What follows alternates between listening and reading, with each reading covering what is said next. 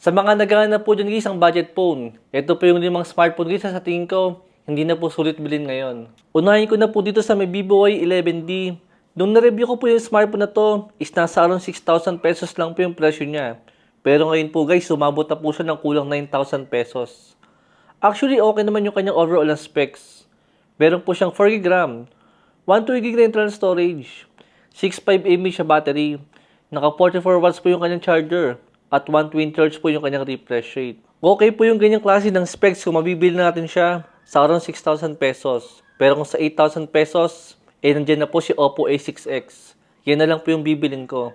Di nasa around 5,000 pesos lang po siya. Mas better po yung specs na makukuha natin kay Oppo para po sa mas murang presyo. Ang problema lang po kay Oppo is naka 64GB lang po yung kanyang storage. Pero dito guys kay Oppo, lamang naman po siya sa display at lamang po siya sa may processor. Tapos mas mura pa po yung presyo niya compare kay Vivo. Itong susunod po na smartphone natin is ito po si Itel Billion V50s.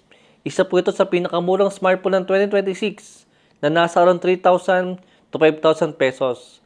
At para sa akin kahit po mura yung smartphone na to, hindi ko pa rin po siya marirecommend dahil napakapangit po ng overall na specs niya. Meron po siyang 6.5 inches na merong 90Hz sa refresh rate with HD Plus sa display. 8 megapixel po yung kanyang main camera.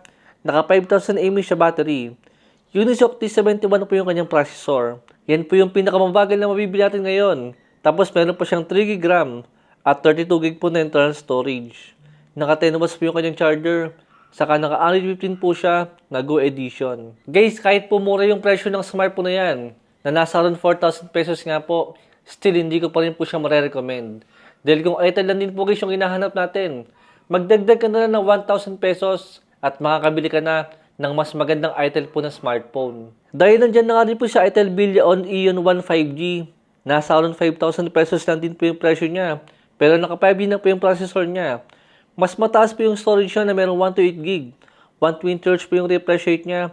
At syempre, mas mabilis po siyang gamitin. Isipin mo yun guys, 1,000 pesos lang po yung idadagdag natin sa may presyo nga po ng B50s. Pero yung specs po na makukuha natin sa may Ion 1 5G, sobrang ganda na po nun. Itong susunod po na budget po natin, isa po ito sa pinaka-best-selling smartphone nga po ngayong taon. Ang kaso nagmahal na nga rin po yung presyo niya. Dahil kailan lang po nasa around 4,000 pesos lang po yung Infinix Smart 20. Pero ngayon guys, sumabot na nga po siya ng 5,000 to 7,000. Depende po sa storage na makukuha natin. Guys, masyado na po mahal ang Infinix Smart 20 dahil base version pa lang po yung makukuha natin. Diyan nga po sa may around 5,000. Pero kung titingin po tayo sa may kapatid nga po ni Infinix, dito po kay Tecno, makakabili po tayo ng Tecno Spark Go 3 sa may less than 5,000 lang po na presyo. At para sa akin, masulit po ito si Tecno dahil halos same specs lang naman sila ni Infinix Smart 20. Ito pa isang pangit na smartphone po sa mga budget phone ngayon. Ito pong si Redmi A7. Guys, yung specs po na makukuha natin dito, downgrade po siya compare po sa may last year model na Redmi A5. Pero yung presyo po ng Redmi A5 dati, mas mura po siya compare po sa Redmi A7 ngayon. Na-downgrade na nga po yung specs, pero mas mahal pa po yung presyo. Guys, isang payo ko po sa inyo, kung okay pa naman yung smartphone na gamit mo ngayon, mas okay po na wag po muna tayong bumili. Tulad nga po ng Redmi A7. Dahil baka yung mabibili mong smartphone, mas mahal na nga po yung presyo. Tapos pangit pa po yung specs kung i-compare mo sa smartphone po na gamit nyo ngayon. Ito pong panglimang smartphone natin, medyo masakit po yung naging presyo niya ngayon.